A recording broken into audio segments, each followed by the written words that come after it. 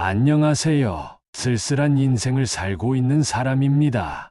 제게 한 가지 고민이 있어 어렵게 사연을 보냅니다.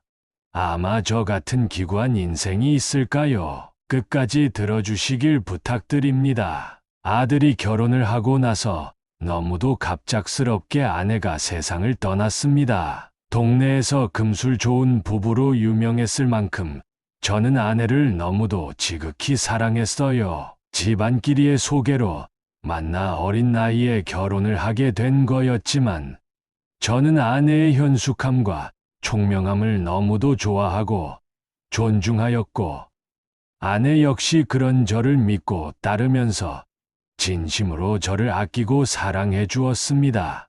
그 사랑이 빤히 보이는 만큼 저는 아내에게 더 좋은 남편이 되고자 매 순간 노력했고요. 그렇게 몇십 년을 넘게 서로 보듬고 살아온 만큼 저는 아내에 대한 상실을 겪고 나는 뒤 한동안 제정신이 아닌 상태로 살았습니다. 밤에 눈을 감으면 아내의 꿈을 꿨고 눈을 뜨고 있는 순간에도 아내의 환각이 보일 정도였습니다. 장례식장에서는 눈물을 흘리다 쓰러지기도 했죠. 저를 아는 모든 사람들이 저를 걱정했습니다. 제가 얼마나 아내를 진정 사랑했는지 아니까요. 아버지 괜찮으세요? 물론 그 많은 사람들 중에서도 저를 유독 걱정해준 사람이 있다면 제 큰아들이었습니다. 결혼을 하고 돌도 채 안 된 손녀를 키우며 자기 가정을 꾸리고 있던 아들은 지도 이래저래 바쁠 텐데 아내를 잃은 저를 위해서 일주일에 한 번씩은 꼭 찾아왔습니다. 제가 하루하루 힘겨운 와중에도 버틸 수 있었던 이유는 큰아들이 그만큼 저를 신경 써주었기 때문이었습니다. 만약 아들이 아니었다면 저는 아마 깊은 우울증에 걸리지 않았을까요? 아들은 떠난 아내를 대신해서 반찬을 만들어 두고 가기도 하고 가끔씩은 며느리와 손녀까지 데려와서는 저희 집에서 하루 묵기도 했습니다. 비록 예전처럼 늘 밝게만 웃을 수는 없었지만 큰 아들의 노력 덕에 그래도 조금씩 기운을 차려갔습니다. 그때 큰아들이 제게 제안을 한 게 있었어요. 아버지 괜찮으시면 저희랑 같이 사는 게 어떠세요? 무슨 소리 하는 게냐? 너야 내 자식이라서 괜찮지만 며느리는 어떻게 생각하겠니? 며느리 불편한 건 나도 싫다. 나는 너만 행복하면 된다 그러니 걱정하지 말거라. 앞으로도 아내를 그리며 혼자 살아갈 제가 걱정이 됐는지 큰아들은 제가 본인들과 함께 살기를 원했습니다. 그 고운 마음씨는 너무 고마웠지만 저는 거절을 했습니다. 큰아들과 같이 사는 것이 달갑지 않았던 것은 아닙니다. 오히려 아끼고 사랑하는 아들과 함께 사면 늙어서 적적하지 않고 좋았겠죠. 하지만 큰아들이 제 가족을 이루고 있는 만큼 며느리나 손녀가 저와 사는 게 불편할 것 같아서였습니다. 손녀야 어리니까 아직 그렇다 쳐도 며느리는 시아버지 모시고 살게 되는 건데 그런 거 좋아할 며느리가 세상에 어디 있습니까?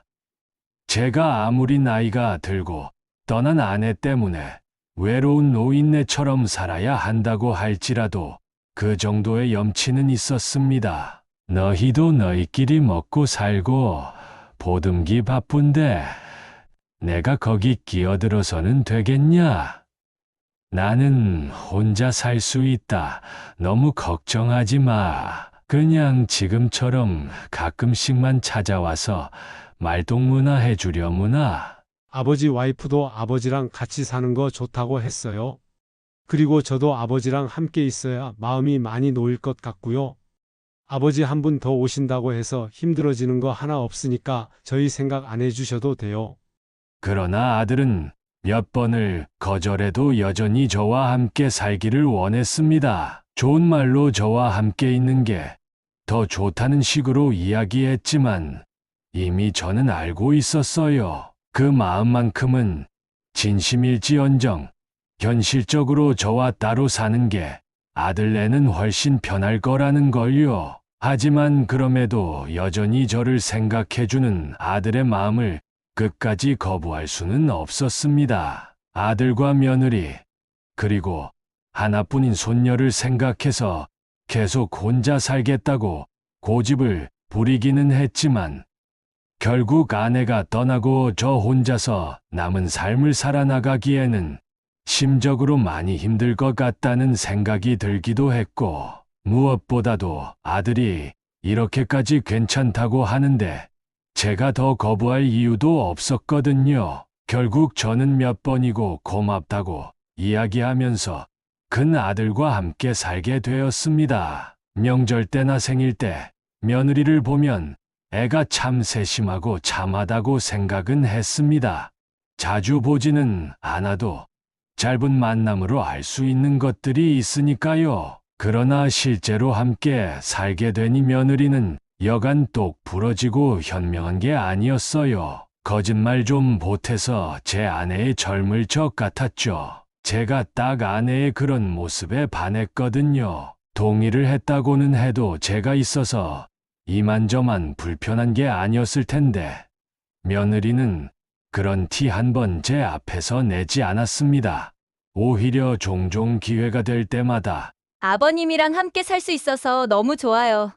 라며 제 부담을 덜어주기 위해서 노력했어요. 또 사소한 배려도 잊지 않았어요. 아버님, 오늘 아버님 좋아하시는 떡을 좀 사왔어요. 한번 드셔보세요. 아이고, 추운데 못하러 밖에 나갔다 왔어. 장 보러 가는 김에 겸사겸사 들린 거예요. 얼른 드셔보세요. 아들 녀석이 좋은 놈인 만큼 며느리도 좋은 사람 만났다는 생각이 들었습니다. 며느리랑 아들 부부를 볼 때면 밥을 먹지 않아도 배가 부를 정도였죠. 저도 그런 며느리와 아들에게 보답하기 위해서 둘이 바쁘면 눈에 넣어도 안 아플 손녀 밥도 차려주고 할아버지로서 함께 놀아주면서 시간을 보냈어요. 사실 말이 보답이지. 손녀와 시간을 보내는 건 혼자 할 것도 없고 적적한 저에게 있어서 좋은 일이었죠. 하나도 힘들지 않았습니다. 할아버지 하면서 따르는 손녀만 봐도 기운이 펄펄 넘쳤거든요. 그렇게 3년 정도 큰아들네 집에서 살았습니다. 함께 살다 보니 아들은 물론이고 며느리와도 그리고 손녀와도 정을 많이 쌓았어요. 평생 이렇게 살다가 눈 감으면 소원이 없겠다는 생각도 많이 했습니다. 그러나 아내가 떠난 것처럼 새로운 비극은 제가 준비도 미처 하지 못한 상황에서 찾아오더군요. 아버님 빨리 병원으로 와주세요. 성우 씨가. 아니 성우가 왜? 눈물 섞인 며느리의 갑작스러운 전화에 집에서 멀뚱멀뚱 시간을 보내고 있던 저는 급히 손녀를 안고서 불이 나게 병원에 갔습니다. 도착한 병원의 광경은 참담했어요. 성우야, 네가 왜? 아들 녀석의 머리 위로 하얀 천이 덮여져 있었습니다. 너무 충격적인 상황에 눈물도 나지 않아 허망한 얼굴로 며느리에게 무슨 일이 있었던 거냐고 물었지만 며느리는 계속 눈물을 흘리느라 아무런 답변도 하지 못했습니다. 그리고 그런 며느리를 대신해서 옆에 서 있던 의사가 이야기를 하더군요. 심장마비라고요. 아침만 해도 아무렇지 않게 출근을 하던 아들이었습니다. 아버지, 오늘은 일찍 퇴근하니까 오랜만에 다 같이 저녁이나 먹어요. 근래 들어 너무 바빠서 새벽 늦게 집에 들어오던 아들이 함께 저녁을 먹자고 먼저 제의한 날이기도 했습니다. 너무도 평소와 같이 출근길에 나선 아들이 반나절 만에 싸늘한 시신으로 돌아올 줄은 저희 중 그 누구도 예상하지 못했습니다. 졸지에 남편을 잃은 며느리는 병원 바닥에 철푸덕 주저앉아 사람들이 다 쳐다볼 정도로 엉엉 울었고 아들을 잃은 저는 아무 말도 하지 못하고 얼굴을 덮은 천을 살짝 거둔 채 창백해진 아들의 얼굴만을 빤히 들여다보았고, 아빠를 잃어버리게 된 아직 어린 손녀는 이 상황을 이해하지 못하고 제 엄마 곁으로 가 옷자락을 당기기 바빴습니다. 아들이 죽고 나서 한동안 저희 집은 아들의 흔적을 정리하느라 바빴습니다. 아내를 잃은 지 얼마 되지도 않아서 아들을 잃은 저는 더 이상 이 삶을 어떻게 살아가야 할지 모르겠더군요. 며느리도 남편을 잃은 것이니 아마 무척 힘들었을 겁니다. 이제 손녀를 키우려면 며느리가 아들을 대신해 일을 해야 했으니까요. 며느리가 제 앞에서는 티를 내려고 하지 않았지만 집에 돌아오고 나면 매일같이 한숨을 푹 쉬었고, 어쩌다 며느리 방문 앞을 지나게 되면 안에서 눈물을 훌쩍거리는 소리가 자주 들렸습니다. 그러면 저는 일부러 못 들은 척 그 자리를 피했고, 다음 날이 되면 언제 그랬냐는 듯이 평소와 같이 며느리와 이야기를 나누었어요. 힘들어하고 있는 걸 안다는 티를 내면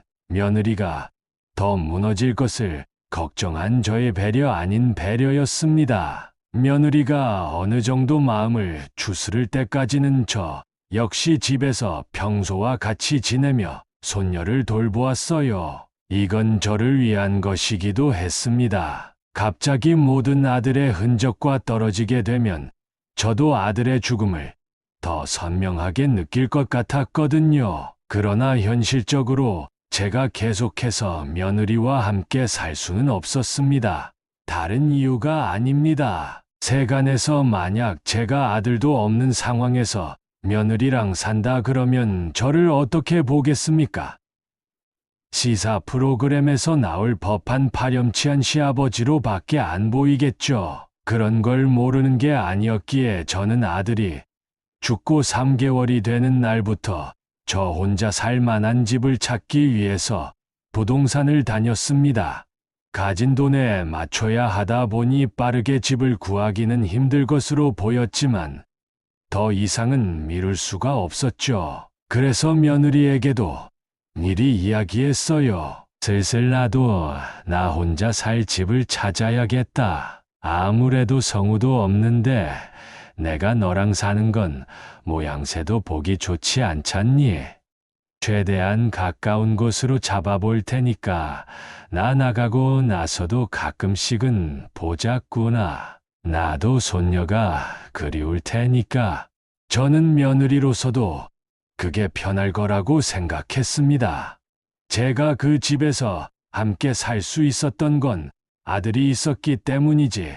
아들이 없는 지금은 며느리 역시 이전보다 훨씬 더 제가 불편할 테니까요. 하지만 며느리는 제 예상과는 다른 말을 했습니다. 아버님, 저는 어차피 새로운 사람 만나서 결혼할 것도 아니에요. 떠난 성우 씨 생각 가끔씩 하면서 지수랑 오손도손 살 거거든요. 그리고 저는 아버님도 지금과 같이 계속해서 모시고 살고 싶어요. 아버님도 멀리서 가끔씩만 보는 게 아니라 매일같이 곁에서 손녀 커가는 거 보는 게 더 좋으실 거 아니에요. 며느리 말이 이해가 안 되는 건 아니었습니다. 그러나 저라고 바로 받아들일 수 있는 문제도 아니었죠. 성우가 살아있을 때 그런 이야기를 했다면 너무도 고맙게 받아들였을 거다. 하지만 현실적으로 보았을 때 너랑 나랑 둘이 한 집에서 사는 게 남들이 보기에 어떻겠니? 아무리 지수가 있어도 좋지 않게 보일 거야. 나는 그런 시선 받기 싫다. 그리고 괜히 너나 지수한테 안 좋은 영향 주는 것도 싫고 매일같이 곁에서 볼 수 있으면 좋겠지만 지금은 그러기 힘든 상황이니 나는 상관없다. 그러니 가끔씩만 만나주면 충분해. 그러나 며느리는 생각보다 의견이 강경했습니다. 제가 주변 사람들의 눈치 때문에라도 같이 살 수 없다고 하니 본인이 현재 처한 상황에 대해서 피력하며 제가 함께 있어야 하는 이유를 조목조목 설명하더라고요. 요즘 같은 세상에 여자 둘이 살기 너무 위험하고 무서워요. 제가 만약에 친정 부모님이라도 있으면 지수 데리고 친정댁에 가 살겠지만 아버님도 아시다시피 저는 부모님이 안 계시잖아요. 제가 의지할 어른이라고는 아버님 뿐이에요. 아버님 그러니 그냥 저희 곁에서 계속 있어 주시면 안 될까요? 아들이 며느리와 결혼할 적에 들었던 건데, 며느리네 부모님은 며느리가 대학교를 다닐 시절에 교통사고로 세상을 떠났다고 했습니다. 그래서 며느리는 그 어린 나이부터 혼자서 모든 것을 책임지고 살아야 했어요. 당시 그런 며느리의 사정을 안 저와 아내는 며느리를 안쓰럽게 생각했습니다. 워낙 씩씩하고 싹싹한 며느리였던지라 평소에는 친정 부모님이 안 계신 것도 잊고 있었는데 이렇게 꺼내니까 새삼 실감이 나더라고요. 무엇보다도 저희 지수도 아직 어리고요. 지수가 어느 정도 다 크기만 했어도 아버님한테 이런 부탁 안 드렸을 거예요. 하지만 당장 성우 씨 빈자리를 저 혼자서 다 채우기에는 어렵다고 생각해요. 그렇다고 제가 다른 남자를 만날 생각이 있는 것도 아니고 설사 다른 남자를 만난다고 해도 그 사람이 지수를 정말 친딸로 생각해 줄지는 미지수죠. 하지만 아버님은 가족이잖아요. 누구보다도 지수에게 가장 가까운 보호자가 되어 주실 수 있어요. 물론 저에게도 마찬가지고요. 아버님 말씀이 이해 가지 않는 건 아니지만 조금 더 저희를 생각해서라도 함께 있어 주실 수는 없을까요? 부탁이에요, 아버님. 며느리가 그렇게까지 호소를 하는데 절대 안 된다고 하면서 당장 집을 나갈 수도 없는 노릇이었습니다. 결국 일단 저는 집을 알아보는 것은 그대로 유지한 채 한동안은 조금 더 며느리네 집에서 손녀와 함께 살기로 마음을 먹었죠. 물론 그러면서도 마음이 편한 건 아니었습니다. 아직이야 주변에서 제가 아들이 죽은 뒤에도 며느리랑 사는 걸 모르고 있어서 그렇지. 만약에 어떤 것을 계기로 알게 된다면 분명 안 좋은 추문이 퍼질 테였으니까요. 그러나 보호자가 필요하다는 며느리의 말이 일리가 있는 말이었기에 한참 동안 고민을 많이 했던 것 같아요. 그냥 집을 나가서 따로 살아야 하는지 아니면 같이 살아야 하는지 혹은 이 둘을 모두 충족하면서 또 다른 방법이 있지는 않을지 누구에게도 털어놓고 이야기를 할 수가 없는 문제였기 때문에 결정을 내리는 데 있어서 많은 시간을 할애했습니다. 생각하고 또 생각했어요. 그러던 어느 날 밤에 손녀가 웬일로 저랑 자겠다고 제 엄마 손을 뿌리치고는 제 방에 오더군요. 지금껏 처음 있는 일이었습니다. 죽은 아들을 그리며 잠든 손녀의 머리를 쓰다듬는데 문득 아들이 하늘에서 제가 며느리와 손녀를 보살펴 주기를 바라고 있을 것 같다는 상상이 들었습니다. 어째서 그런 생각이 들었는지는 모르겠어요. 어쩌면 정말로 하늘에서 아들이 신호를 보낸 걸 수도 있죠. 아니면 그저 제 상상에 불과할 뿐일 수도 있겠지만요. 아무튼 그날 밤 문득 든 상상 때문에 저는 손녀가 최소한 성인이 될 때까지는 같이 있어 주는 게 훨씬 나을 것 같다는 쪽으로 마음이 기울었습니다. 결국 저는 최대한 며느리와 손녀와 함께 살고 있다는 사실을 숨기고 손녀가 어느 정도 클 때까지만 그 집에 있기로 마음을 먹었어요. 그 이야기를 하니 며느리는 무척이나 좋아하고 안심했죠. 감사해요. 아버님 이제 우리끼리 잘 살아봐요. 저도 아버님 잘 모실게요. 그래. 근데 혹여라도 너가 불편하거나 하면 언제든 말해도 된다 알겠지? 그럴 리 없어요. 아버님 허락해 주신 것만으로도 감사해요. 며느리와 손녀와 사는 건 제 생각보다는 그리 불편하지 않았습니다. 굳이 불편한 것이 있다면 주변에 제대로 이야기하기가 힘들다는 것 뿐이었죠. 그러나 친구들은 늘 먼 동네에서 만나고 집으로 누굴 데려올 일이 없었기 때문에 숨기는 게 어렵지만은 않았습니다. 오히려 그 부분만 조심하면 나머지는 전부 좋은 부분밖에 없었기 때문에 저로서도 나쁠 것이 없었죠. 평일에는 며느리가 일을 나갔기 때문에 저녁 시간 전까지는 늘 손녀와 둘이 시간을 보내고 며느리가 퇴근한 후 그리고 주말에는 셋이 함께 지내거나 아니면 저 혼자 따로 나가 근처 경로당에서 친해진 다른 사람들과 고스톱을 치고 바둑을 두며 시간을 보냈습니다. 금전적으로 아주 여유가 있지는 않았지만 저도 모아둔 돈이 있었고 며느리도 돈을 벌어왔기 때문에 사는 게 넉넉하지는 않았을지언정 모자라지도 않았습니다.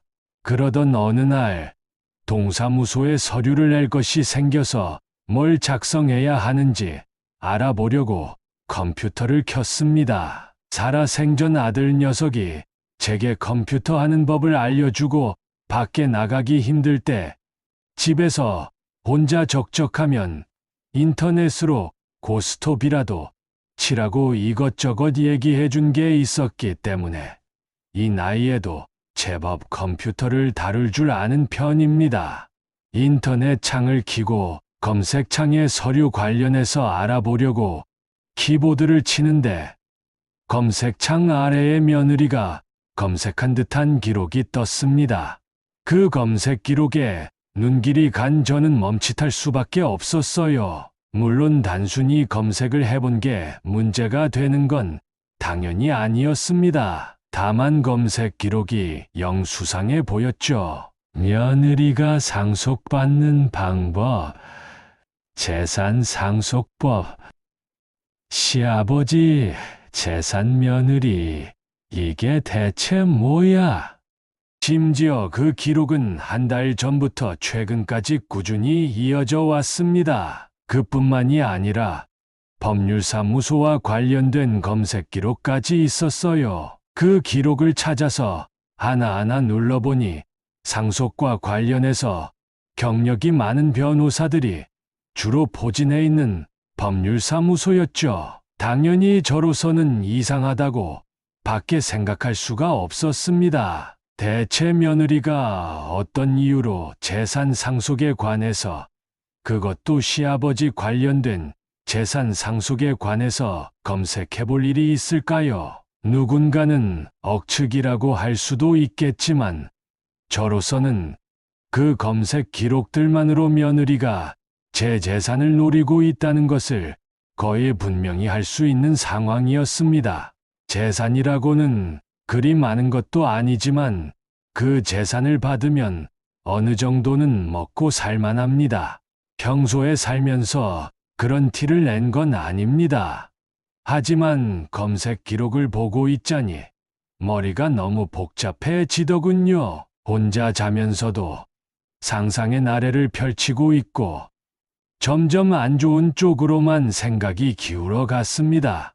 예전에 아들이 죽고 제가 혼자 살 집을 구하고 있을 무렵 며느리가 손녀 이야기를 하면서 보호자가 되어 달라는 식으로 말하며 저를 붙잡고 함께 살자고 했던 게 생각이 나더라고요. 어쩐지 그조차 제 재산을 받기 위한 수작이 아니었나 싶었습니다. 저에게는 시집가서 멀리서 살고 있는 딸이 있고 만약에 제가 죽으면 제 재산은 대부분 딸에게 넘어가겠지만 그렇다고 해서 며느리에게 아예 아무런 재산을 남겨주지 않을 생각은 아니었어요. 손녀도 있고 며느리에게도 나름대로 정이 있었으니까요. 하지만 제가 아무리 그런 마음을 먹고 있다고 해도 며느리가 먼저 제 재산을 노리는 것은 이치에 맞지 않다고 생각했습니다.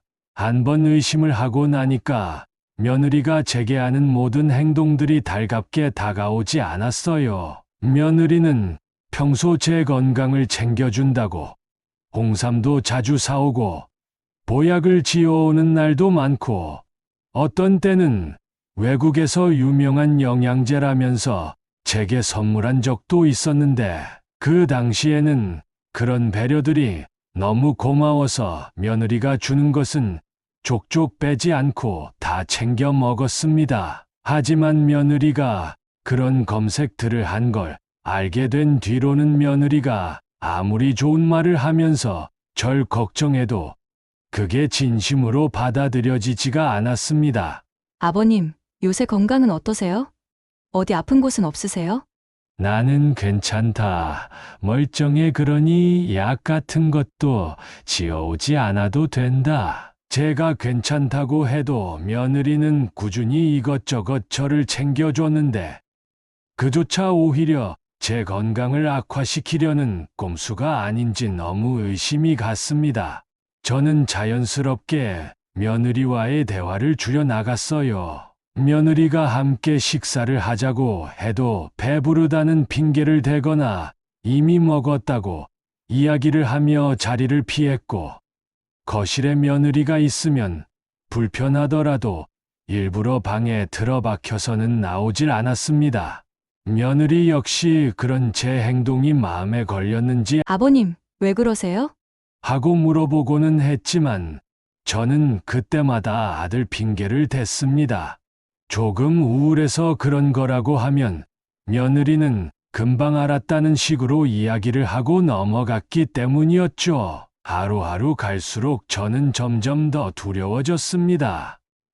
피해망상이라고도 할 수 있지만 살면서 며느리가 그런 검색을 미리 해본다는 걸 들어보지도 못했기 때문에 몇 번을 생각해도 며느리의 의도가 나쁜 쪽으로만 생각이 되는 상황이었어요. 게다가 제가 그 사실을 알게 된 지 한 3달 정도 지나고 나서부터 며느리가 요새는 나이 드신 분들도 이것저것 취미 생활을 한다면서 문화센터에 다녀보는 게 어떻겠냐고 말을 했는데 솔직히 저는 그조차 꺼림칙하더라고요. 괜히 밖에 자주 나가게 해서 사고라도 당하게 하려고 그러는 게 아닌지. 저는 분명 손녀가 걱정이 돼서, 그리고 함께 살아온 며느리도 걱정이 돼서 손녀가 성인이 될 때까지만 함께 살려고 했던 건데 왜 이런 식으로 며느리를 의심하고 제가 두려움에 떨어야 하는지 고통스러웠습니다.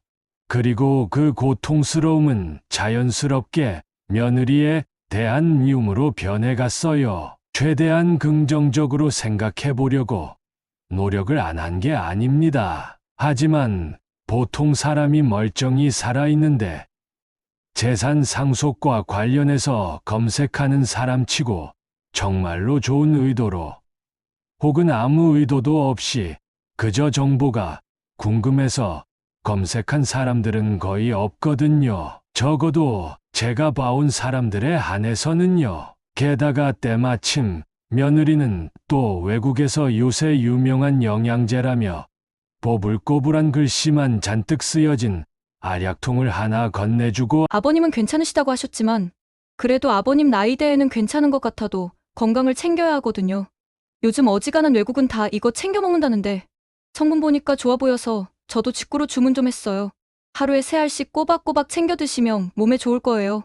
라며 이야기를 하는데 제게는 그저 인간의 탈을 쓴 악마가 빨리 죽으라고 꼬시는 것처럼 보였습니다. 저는 도저히 그 집에서 더 견딜 수가 없었어요. 앞으로 며느리가 제게 무슨 행동을 하던 그것들은 전부 다 제게 좋지 않은 영향을 끼칠 것만 같았습니다. 이제는 정말 집에서 나와야겠다. 이러다 큰일 나겠어.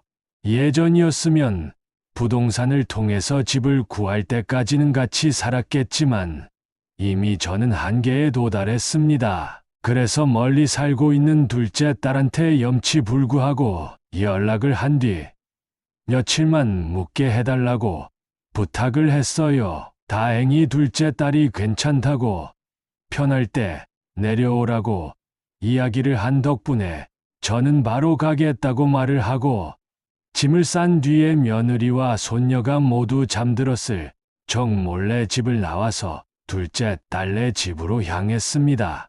아버지, 무슨 일 있어요?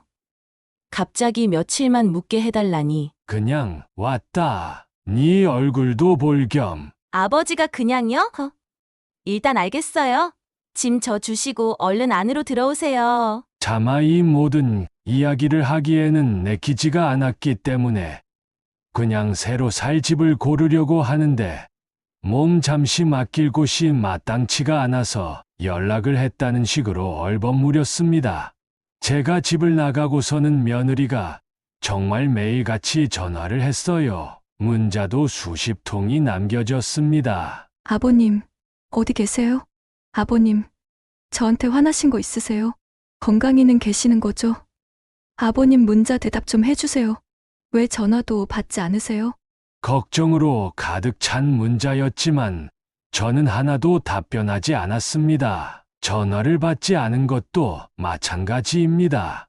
며느리와 이 부분에 대해서 터놓고 이야기를 해야 한다고 생각은 하지만 이 모든 것이 제 오해였을 가능성이 아주 없지는 않기 때문에 우선 며느리와 이야기하기 전에 제 생각부터 차근차근 정리하고 싶었어요. 사연을 보낸 것도 이 이유 때문입니다. 저와 며느리를 모르는 제3자의 입장에서 봤을 때 제가 오버하는 건지 아니면 정말로 의심할 만한 내용인지 궁금했거든요. 여러분들은 어떻게 생각하시나요?